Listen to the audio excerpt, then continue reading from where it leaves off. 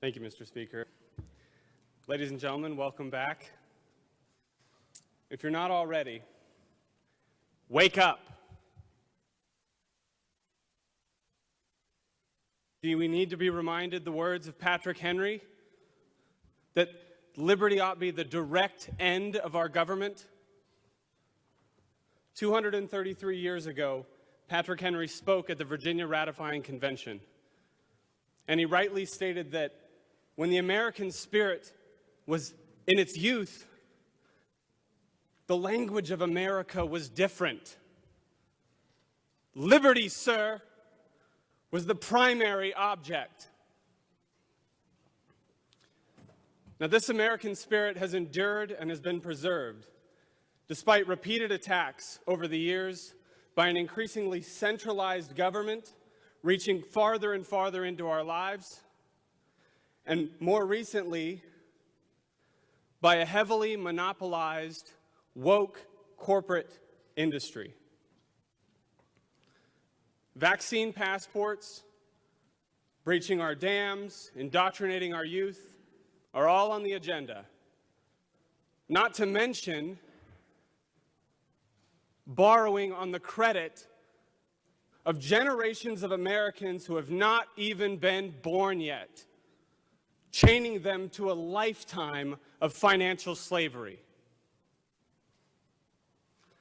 Now in 2021, after a year that attempted to squelch out the remaining embers of liberty in this country,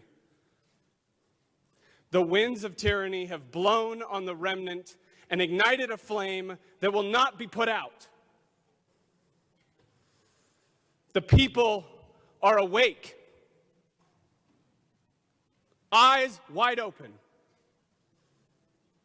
and they're watching you to see who will stand with them.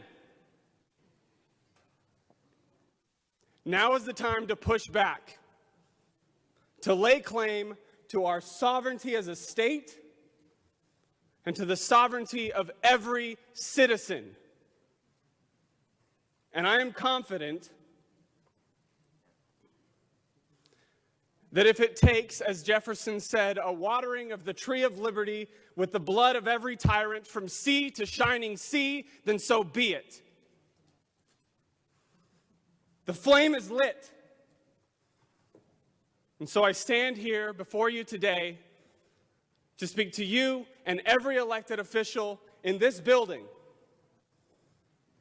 on behalf of free men and free women from the great state of Idaho, and free citizens from all over this country who are just waiting for somebody to stand up.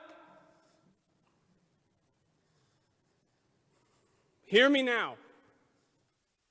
Either lead, follow, or get the hell out of the way. Because you cannot spend the people's money and buy them with their own money forever. Thank you, Mr. Speaker.